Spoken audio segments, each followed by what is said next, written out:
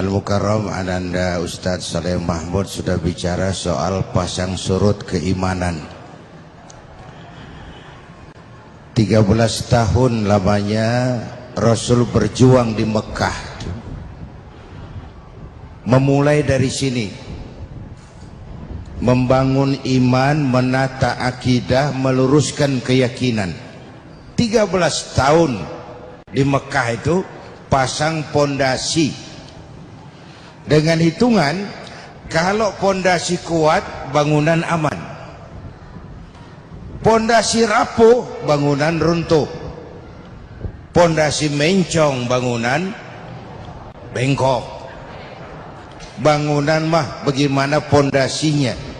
Orang hidup bagaimana keimanannya. Iman abstrak, nggak kelihatan, tapi bisa dinilai. Dari mana? Dari gejala yang ditimbulkannya dalam bentuk amal tadi itu. Ibu percaya nggak di situ tuh ada strum tuh? Percaya nggak? Kelihatan strumnya. Tahu ada strum dari mana? Dari nyala.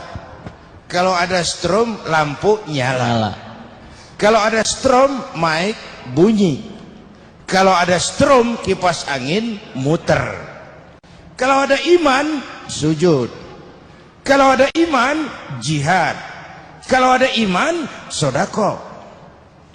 Sekarang strum ada, lampu nggak nyala, anak-anak juga ngerti, Pak, itu namanya koslet. Ya, strum ada, mic nggak bunyi, itu namanya koslet. Strum ada, triskaan nggak panas, itu namanya koslet.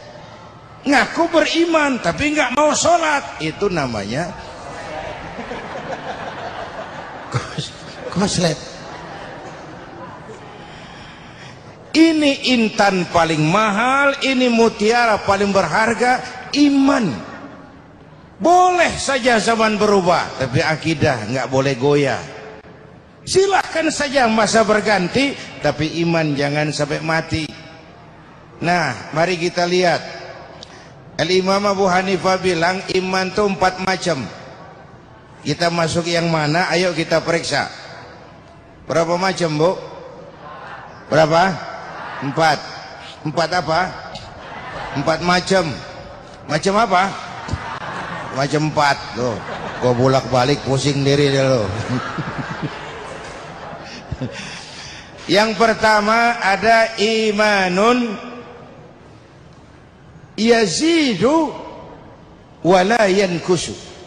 Ada iman yang tambah terus, nggak pernah kurang. Ini contoh buat kita. Tambah, dan nggak pernah kurang. Ini siapa? Imanul anbiya wal mursalin. Imannya para nabi, imannya para rasul. Buka sejarah. Nggak ada nabi yang dianak emaskan. Semua diuji, dicoba, macam-macam penderitaan dalam berjuang menegakkan keyakinan. Tapi makin berat ujian, makin berat perjuangan, makin mantap iman. Belum pernah kita baca sejarah ada nabi minta berhenti. Nggak kuat Tuhan, bubar aja lah. Nggak. Makin dihantam cobaan, makin kuat iman. Ini iman yang harus kita contoh. Kan ujian yang paling berat yang menimpa para nabi. Di bawah itu para aulia, para wali. Di bawah itu baru para ulama. Ke bawah dan ke bawah diuji tiap orang menurut kekuatan imannya, menurut keteguhannya berpegang kepada agama. Makin tinggi iman, makin besar bisikan iblisnya. Jadi kalau kita ini iman tipisan, yang goda tuh iblis recehan aja. Ini yang begini gua senggol juga miring nih. Udah, iblisnya kecil-kecilan aja.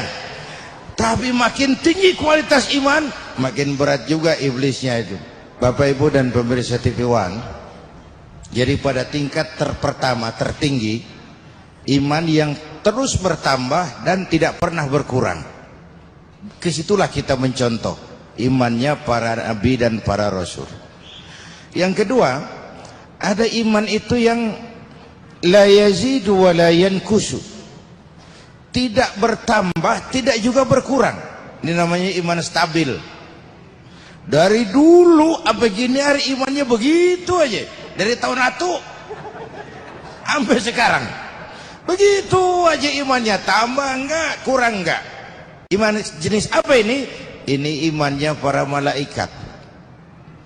Dari dulu ya gitu aja, tidak bertambah, tidak juga berkurang. Karena indikasi berkurang dan bertambah dengan amal dan maksiat.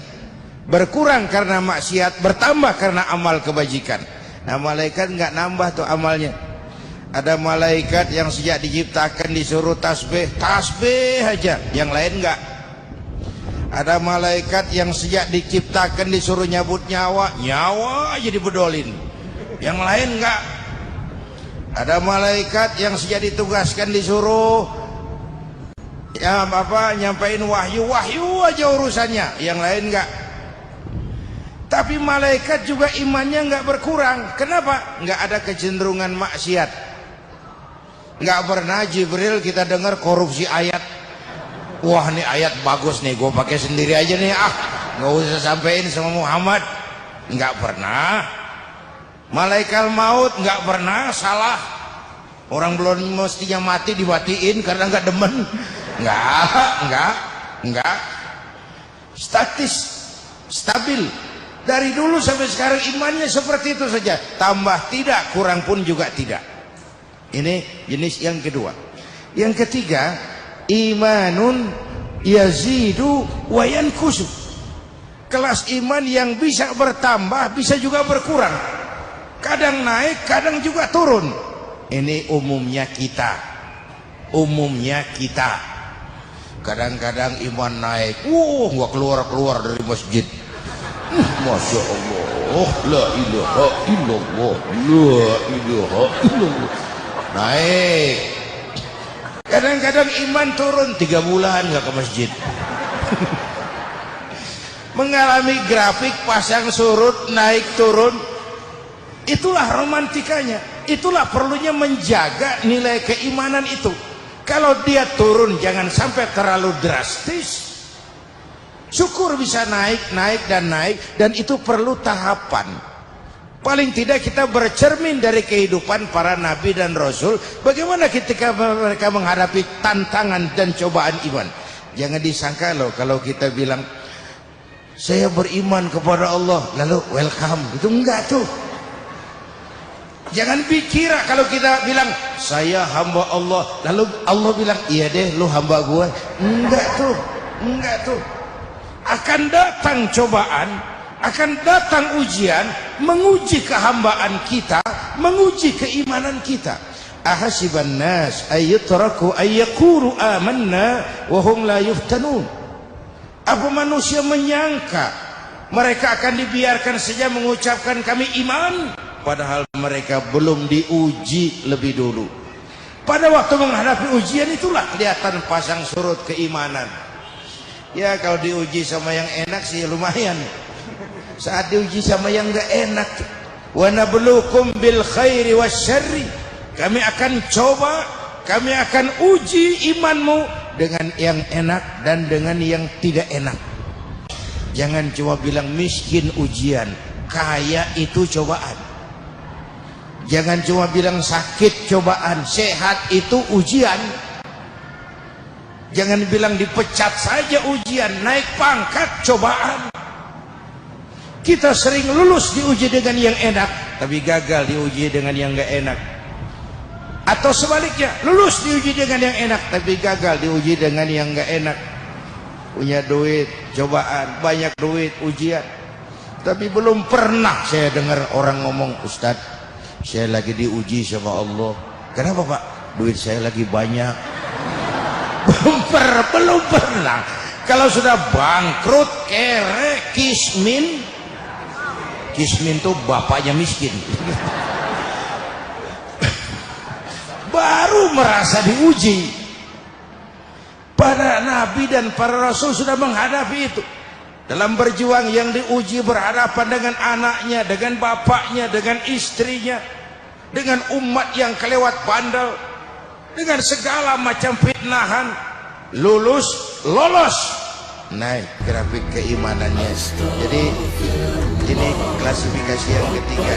Yang keempat, ada iman yang paling jelek, imanun yankusu wala yazidu, iman yang kurang terus dan nggak pernah tambah. Umumnya orang munafik itu ada iman, tapi karena imannya pura-pura, makin terkikis, akhirnya habis sama sekali.